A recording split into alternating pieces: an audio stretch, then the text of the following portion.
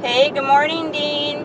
Hey, it's National Storytelling Day, so I thought I would tell the story about telling a story. I am on my way to the K-Jazz studio at Rio Salado College to record a radio segment for Dick Gordon's NPR show called The Story. Of course, I'm running late as usual, so I need to pay attention to the road and get there ASAP. So, here at Rio Salado College, recording a session with Dick Gordon, who does a show on NPR called The Story. Yeah, so how I ended up doing this radio show is kind of an interesting story in itself.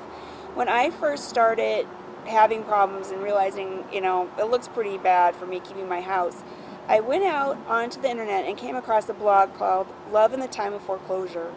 And it's about a gal and her husband in Los Angeles who were losing their house. They were short selling their dream home.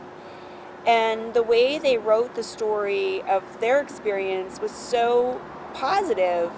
It really, really helped me to get through my own problems. And that's a lot of why I did videos about what I was going through, was to kind of pay it forward, and hopefully those videos help other people. That she's a couple of years ahead of me in this story, so they're way past their loss of their home. They've had a baby, they've had these great adventures, and in fact she doesn't even post to Love in the Time of Foreclosure anymore. She has a whole new blog. Anyway, we ended up talking on Facebook, and she suggested that I contact Dick Gordon about my story. Being a single mom, a real estate agent, losing my house, it's a little different spin on something that a lot of people have gone through. And it's taken a couple months to get to where we actually recorded it, and I'm not even sure when it's going to air. Hey, so I just finished my interview with Dick Gordon. It was actually pretty cool. I was in just a teeny tiny sound recording booth, and we talked for about 55 minutes just about the process of losing my house and the Phoenix real estate market and kind of how all of this stuff works.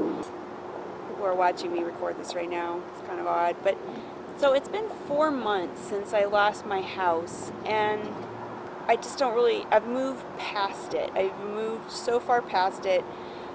I don't really feel bad about it at all. I don't really have any emotion about it at all.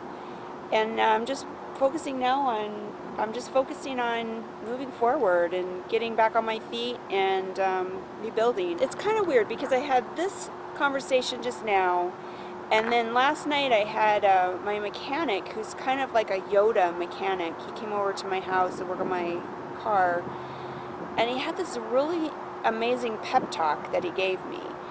And a lot of the message that he was sending, and I don't know, it's kind of timing, I guess, but a lot of the message that he was sending was, would you really want to change anything that happened in your life? Because even the bad stuff kind of shapes who you are. And I know you and I have had a lot of conversations about our business and just moving forward and basic survival. It's been a tough year, I'm not going to lie, but it's very motivating to go through this kind of thing and think to yourself, this isn't happening to me again. To know that I survived it and I'm okay is very empowering. It's kind of like a closure thing for me right now. Glad this interview didn't happen a few months ago. I know when we first started working on doing this interview, it was before I actually lost my house. And I'm glad it happened now when I'm through the whole thing and I'm just kind of looking backwards at it. Not a real funny video. Sorry, no waitresses or punkers today. It's more of a message out there to our clients that, if you're going through a short sale, you just hang in there. It gets better. It definitely gets better. As much as it sucks right now, as much as you think it can't get any worse, it's going to get better. I'm going to pack it up and get to work. So I'll see you at the office. And coffee's waiting for me in the car. I'll talk to you later.